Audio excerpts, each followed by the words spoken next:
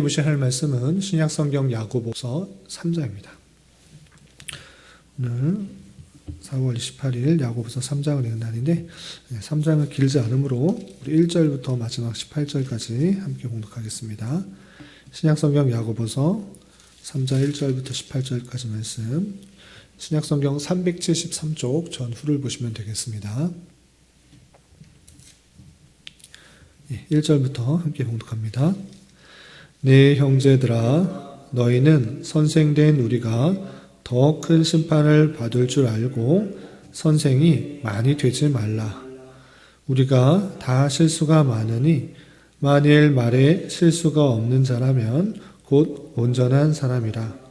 능히 온 몸도 굴레에 씌우리라. 우리가 말들의 입에 재갈 물리는 것은 우리에게 순종하려고 그 온몸을 제어하는 것이라. 또 배를 보라. 그렇게 크고 광풍에 밀려가는 것들을 지극히 작은 키로서 사공의 뜻대로 운행하나니, 이와 같이 혀도 작은 지체로 돼 큰 것을 자랑하도다. 보라, 얼마나 작은 불이 얼마나 많은 나무를 태우는가. 혀는 곧 불이요 불의의 세계라. 혀는 우리 지체 중에서 온 몸을 더럽히고 삶의 수레바퀴를 불사르나니 그 사르는 것이 지옥불에서 나느니라. 여러 종류의 짐승과 새와 벌레와 바다의 생물은 다 사람이 길들일 수 있고 길들여 왔거니와, 혀는 능히 길들일 사람이 없나니 쉬지 아니하는 악이요 죽이는 독이 가득한 것이라. 이것으로 우리가 주 아버지를 찬송하고 또 이것으로 하나님의 형상대로 지음을 받은 사람을 저주하나니, 한 입에서 찬송과 저주가 나오는도다. 내 형제들아, 이것이 마땅하지 아니하니라. 샘이 한 구멍으로 어찌 단물과 쓴물을 내겠느냐. 내 형제들아, 어찌 무화과 나무가 감람나무 열매를, 포도나무가 무화과를 맺겠느냐. 이와 같이 짠 물이 단물을 내지 못하느니라. 너희 중에 지혜와 총명이 있는 자가 누구냐. 그는 선행으로 말미암아 지혜의 온유함으로 그 행함을 보일지니라. 그러나 너희 마음속에 독한 시기와 다툼이 있으면 자랑하지 말라. 진리를 거슬러 거짓말하지 말라. 이러한 지혜는 위로부터 내려온 것이 아니요 땅 위의 것이요 정욕의 것이요 귀신의 것이니, 시기와 다툼이 있는 곳에는 혼란과 모든 악한 일이 있음이라. 오직 위로부터 난 지혜는 첫째 성결하고 다음에 화평하고 관용하고 양순하며 긍휼과 선한 열매가 가득하고 편견과 거짓이 없나니, 화평하게 하는 자들은 화평으로 심어 의의 열매를 거두느니라. 아멘. 네, 감사합니다. 오늘 말씀 읽기 본문은 야고보서 3장입니다. 우리가 계속해서 살펴보는 것과 같이 야고보서는 참된 믿음을 가진 자로서 삶이 어떻게 드러야 되는지 다양하게 교훈하고 있는 것입니다. 그래서 1장에서는 특별히 참된 믿음을 가진 자로서 시험을 어떻게 생각해야 되고 어떻게 견뎌야 되는지에 대해서 교훈받았고, 그리고 어제 읽었던 2장에서는 참된 믿음을 가진 자로서 눈에 보이는 어떠함 때문에 사람을 차별 대우하지 말아야 될 것을 교훈받았던 것입니다. 그리고 계속해서 3장에서는 언어의 중요성에 대해서 교훈하고 있는데, 그럼 우리가 언어의 중요성, 혀에 대해서 어떤 위험성을 가지고 믿음 생활을 해야 되는지 내용을 좀 살펴보도록 하겠습니다. 우선 3장 1절에서 보면, 내 형제들아, 너희는 선생된 우리가 더 큰 심판을 받을 줄 알고 선생이 많이 되지 말라라고 교훈하고 있습니다. 선생된 우리가 더 큰 심판을 받는다. 선생 자체가 사람으로부터 어떤 위치에 있기 때문에 더 심판을 받는다, 이런 의미가 아니라, 선생된 자가 많은 말을 하는 것을 통하여서 영향을 많이 줄 수 있는 사람이기 때문에 그로 말미암아 더 심판을 많이 받는다라는 것입니다. 그러니까 선생된 자로서는 많은 사람들에게 영향을 미치고 어떻게 삶의 행동을 좌우하는 사람이기 때문에 선생이 잘못 가르치게 되면 한 사람의 행동이 잘못되는 것이 아니라 많은 사람들의 행동이 잘못될 수 있는 줄 알아 더 큰 책임이 있다라는 것들을 강조하고 있는 것입니다. 그렇기 때문에 선생된 우리가 많은 더 큰 심판을 받은 줄 알고 선생이 많이 되지 말라라는 것은 실제 선생이 되지 말라 이렇다기보다는 선생된 자로서의 책임이 더 귀중한 줄 알아 선생된 자로서는 더 말에 신중해야 되고 책임감을 더 많이 가져야 된다. 이런 것들을 강조하는 표현으로 이해하시면 좋겠습니다. 이렇게 선생된 자가 더 많은 영향력을 끼치고 또 심판을 많이 받을 수 있는 줄 알아 조심해야 되는데 그렇기 때문에 우리는 말하는 데 있어서 어떤 자세로 가져야 되는가 계속해서 2절에 이렇게 강조하고 있습니다. 2절 보면 우리가 다 실수가 많으니 만일 말에 실수가 없는 자라면 곧 온전한 사람이라 능히 온몸도 굴레 씌우리라 라고 하고 있습니다. 우리는 실수를 많이 하는 자입니다. 완벽한 자가 아니기 때문에 실수를 많이 합니다. 그럼에도 불구하고 특히 많이 실수하는 것이 무엇인가 라고 할 때는 말에 대한 실수인 것입니다. 그래서 말에 대한 실수가 없는 사람을 야고보 사도는 무엇이라 표현하고 있는가 라고 할 때 온전한 사람이다 라고 표현하고 있습니다. 온전한 사람은 말에 실수가 없는 사람이다. 그만큼 삶의 성숙도를 보이는 것이 무엇인가 라고 할 때는 그 사람의 말을 어떻게 하는지를 보면 그 사람이 성숙하고 온전한 모습 가운데 있다는 것들을 평가한다 할 수 있다라고 하고 있는 것입니다. 그래서 말에 있어서 더욱더 조심하여서 실수하지 않아서 참된 믿음을 가진 자로서의 모습이 잘 드러나야 될 것을 계속 강조하고 있는 것입니다.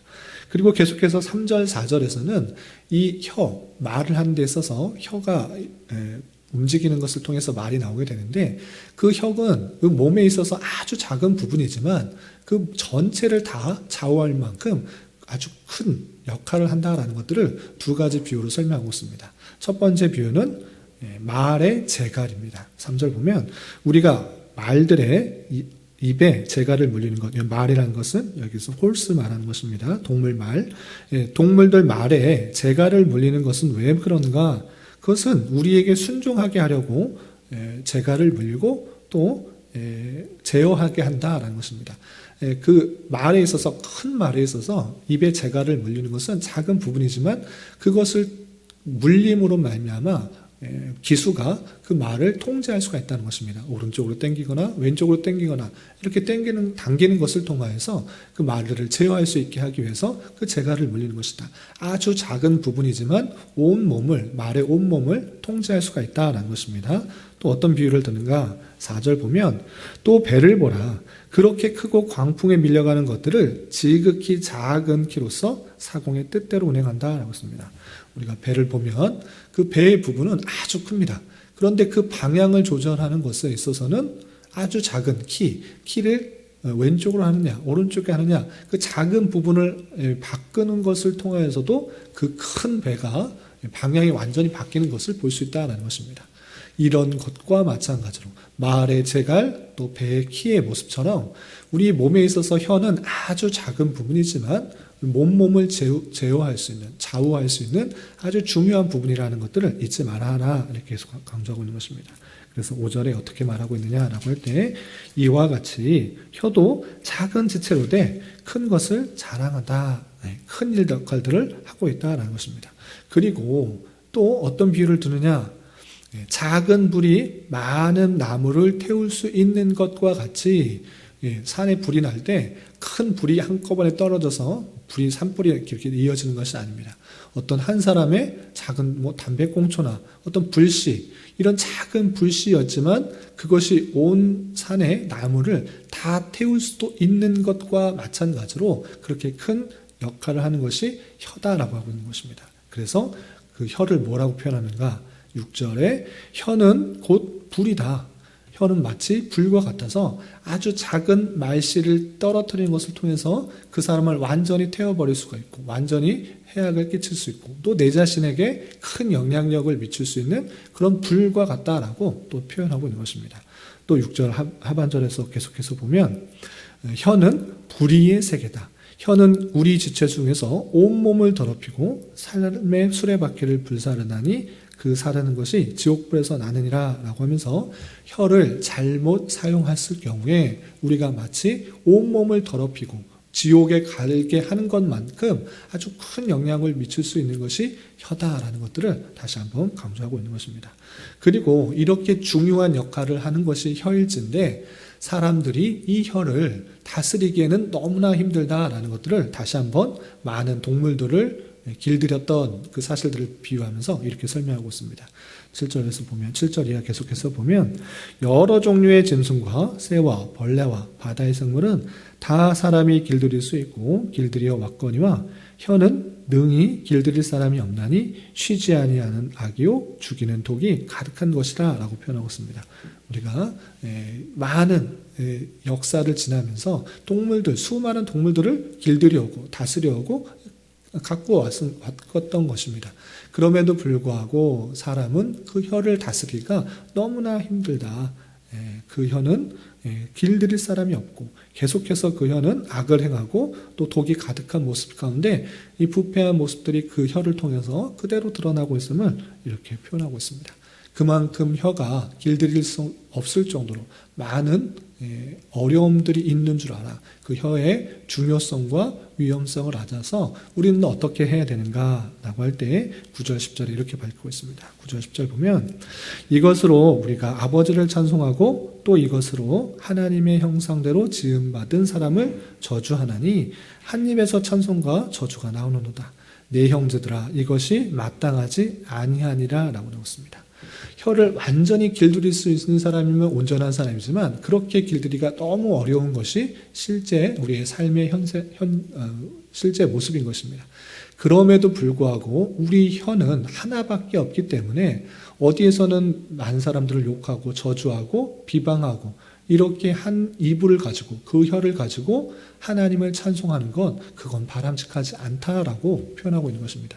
그만큼 한 입, 한 혀 말이 하나로 나오기 때문에 남을 비방하고 남에 대해서 평가하고 남을 저주하고 내가 말하는 데 있어서 더욱더 신중해야 될 것을 표현하고 있는 것입니다.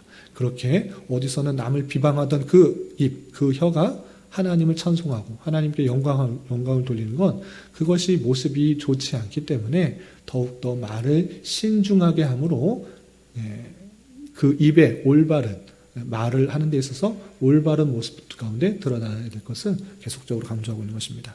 그리고 또 비유로서 이렇게 표현하기에 11절에 이렇게 표현하고 있습니다. 11절, 12절 보면 샘이 한 구멍으로 어찌 단물과 쓴물을 내겠느냐. 내 형제들아 어찌 무화과 나무가 감람나무 열매를 포도나무가 무화과를 맺겠느냐. 이와 같이 짠물이 단물을 내지 못하느라 하면서 그 속에 있는 것들이 그대로 나올 수 있기 때문에 마음을 더욱더 참된 믿음을 가지고 또 선한 마음을 가지고 또 하나님을 찬송하고 하나님께 영광 돌리고 또 많은 사람들에게 덕을 끼치고 유익을 끼치는 마음을 가지고 있을 때 바른 말을 하고 또 올바른 언어 생활을 할 수 있음을 알아 이렇게 말을 잘 할 수 있도록 권면하고 있는 것을 볼 수 있습니다. 이렇게 12절까지 혀의 중요성 또 언어의 중요성들을 다시 한번 설명하면서 믿음을 가진 자로서 언어 생활을 더욱더 주의하여서 남을 이롭게 유익하게 하는 그런 삶을 살아야 될 것을 강조하고 있습니다. 그리고 13절부터 18절까지는 위로부터 난 지혜, 하나님으로부터 지혜를 받았을진데 어떠한 삶의 모습으로 드러나는지 조금 더 구체적으로 이렇게 밝히고 있습니다. 계속해서 보면 13절 너희 중에 지혜와 총명이 있는 자가 누구냐? 그는 선행으로 말미암아 지혜의 온유함으로 그 행함을 보일지니라 라고 표현하고 있습니다. 너희 중에 지혜와 총명이 있다고 한다고 하면 삶으로 선한 모습으로 드러나야 될 것이다.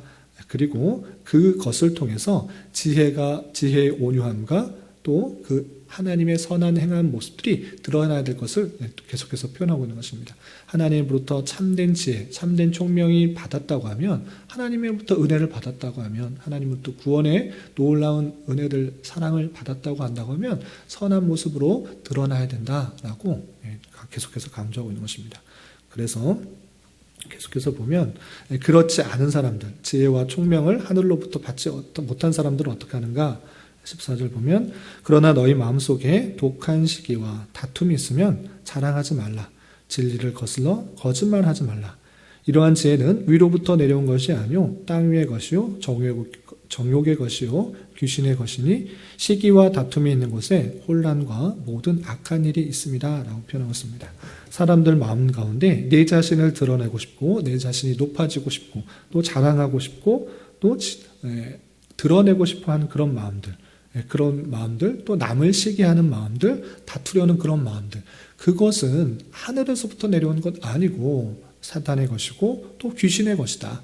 혼란스럽게 하는 것이지 그런 것은 하나님께서 주신 마음이 아닌 줄 알아. 그런 것을 드러내지 말고 자랑하지 말고 다투지 말고 거짓말하지 말라라는 것입니다.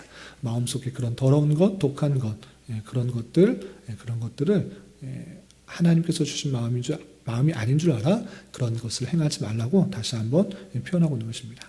그렇다면 하나님께서 주는 위로서부터 오는 지혜, 총명, 하나님께서 주시는 것이 무엇인가?